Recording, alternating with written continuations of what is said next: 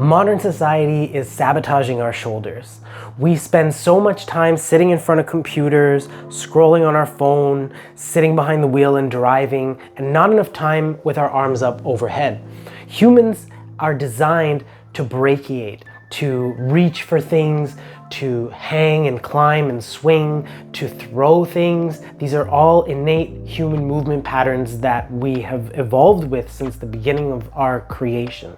And it's only recently that we've become disconnected from these kind of movement patterns due to the conveniences in modern society. We can't really escape these conveniences, so exercises like hanging are a great way to help supplement the lack of a need for those kind of movements in our modern life. When we don't use these movements enough, we get problems in our shoulders. We might get tension, impingements, issues like that, and hanging can often clear that outright. However, some issues require a little bit more care, a little bit more attention, and might be something that is aggravated by hanging. So if you have any questionable issues like dislocations in your shoulder recently, or recent surgery, or a lot of pain when you try to hang overhead, you might want to stick with the side hang variations. Hanging decompresses the shoulder, and by pulling the shoulder away from the torso, we're stretching the fascia and the ligaments that support the shoulder capsule in a way that you don't get with regular stretching.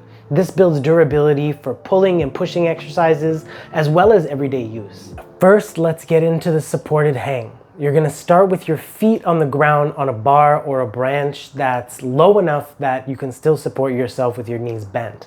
So you'll have your feet on the ground and you wanna wrap your fingers around the bar so that the ulnar side or the pinky side of your hand is holding on in a very connected way. So that's where your grip is focused.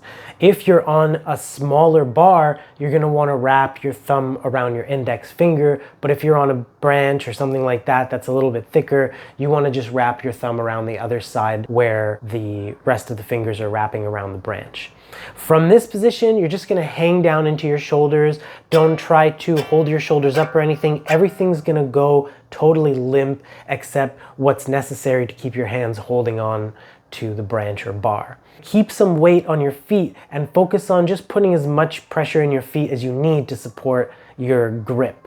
You don't want your hand grip giving out before your shoulders get a really nice stretch, so make sure that you're pretty liberal in how much support you're giving through your feet. If you're really limited or you have really high amount of discomfort in the hang, you can do this with a lot of support in your leg where you're really pressing up through the legs and supporting the hang, so you're really not putting that much pressure on your shoulders. If this is really easy for you, you can try taking your feet off the ground, just bending your knees on this branch or bar, or trying to find a higher branch or bar to hang from so that your feet kind of dangle underneath.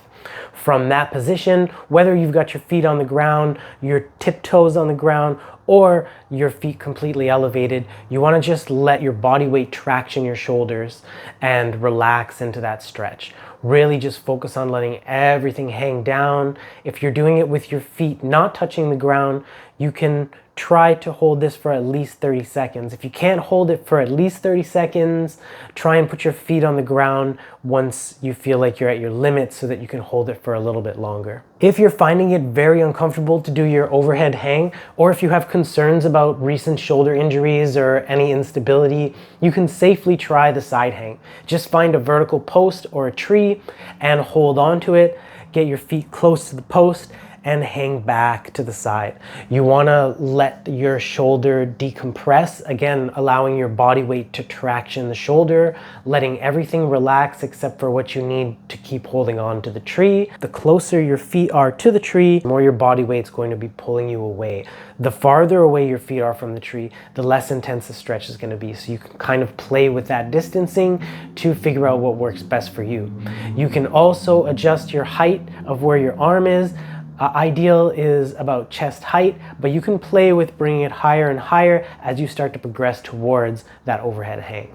While in that side hang, you can play with a little bit of movement of your head, looking away from the arm that's holding the tree, or looking towards it, or letting your head bend to the side, or just relaxing completely. You can also play with moving your scapula around, activating it and relaxing it, making little shoulder circles. These are all little kind of games that you can play as you get comfortable with this movement. Don't allow those movements to replace the actual passive hang, but they can be great supplements and help to start building strength and coordination in the shoulder blade and around the shoulder structure. Once you get comfortable with the hang and you can do it well, then you can start doing scapular pulls, where you're essentially unshrugging your shoulders and then shrugging them, and then unshrugging them, and then shrugging them. And you can add a pull through. So unshrugging your shoulders and then pulling back like you're trying to point your chest at the bar, and then returning to that dead hang, and then coming back up, and then pulling through, and then coming back into that dead hang. You can do this with your feet on the ground because you're going to pull yourself off of the ground, but you'll give yourself a little bit more support so you can go through that range of motion with a little more control. Once you're comfortable with it, you can do it with your feet off the ground if you like, but I like to do this one with my feet on the ground. You can also play with swinging. So swinging, again, something to play with. You can kind of swing your legs around in a rotational movement. This is really just play. And then swinging forward and backwards and creating this momentum and just kind of finding where I can put a little bit more effort into it. You can also try the side swing as well, where you're swinging sideways from one side to the other, and you'll feel your grip lighten on the side that you're swinging towards. So you can coordinate this, and this is where locomotions and movements like traversing across the branch come into play. Another fun challenge is a single arm hang. Try to see how long you can hang with one arm. You can try this in the supported hang with your foot on the ground and really just feel that stretch across your body from one side of your body all the way to the opposite shoulder as you're hanging from that arm. So you can play with that, or if you're starting to get really comfortable with your full passive hang, you can start letting go of an arm and feeling that extra stretch. Now, this isn't the same as a passive hang. It is its own different exercise, so don't let it replace your hang, but it can be a fun addition as well. One more exercise that I really like is the front hang. This is great if you have some tension in the base of your neck or across your shoulder blades. You can just grab that vertical post or tree and hold on to it with your pinky fingers up. And you're going to just hang back. If your feet are closer to the post, then you're going to feel this more close to the base of the neck. If you step your feet out just a little bit, you'll feel it a little more in the space between the shoulder blades and mid-back. So you can kind of play with that angle and find out which one of those positions works best for you. So this works grabbing onto a tree or a post, but you can also grab onto a banister or the side of a wall or the handle of a door at home.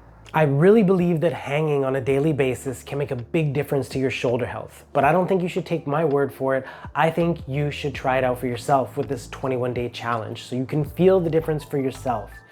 Try either picking the passive hang, the full passive hang, or the supported passive hang with your feet on the ground, or the side hang if you have issues with the overhead position. Now you're gonna hang for a total of 3 minutes, but not all at once. You're gonna hang as long as you can, time it, and then you're gonna pause the timer and take a 1-minute break. And you're gonna put the timer on again, hang again for as long as you can, pause the timer, 1-minute break, and you're gonna keep going until you've hung for a total of 3 minutes. You can do that every day for 21 days, and over that time, you're gonna feel a difference in the way your shoulders feel in daily life, and especially after those hanging sessions. So find the best time of day that works for you and go for it. Now, if you're doing the full passive hang, make sure that you can hang for at least 30 seconds for each of your attempts. If your hang is getting less than 30 seconds, then you should move back to the passive supported hang with your feet on the ground.